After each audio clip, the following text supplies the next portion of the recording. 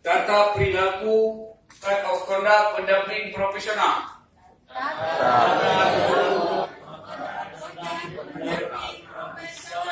Satu, tunduk terhadap hukum, peraturan dan adat istiadat. Dua, memberikan data pribadi yang benar, secara yuridis atau hukum. Tiga, menghindari konflik kepentingan pribadi. Empat, tidak menerima imbalan yang berindikasikan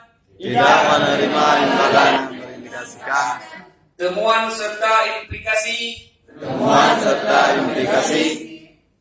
terlibat pada penyalahgunaan posisi.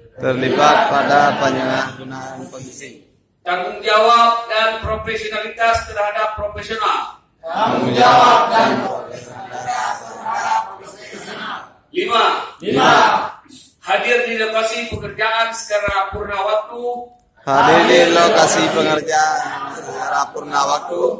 Atau koordinasi.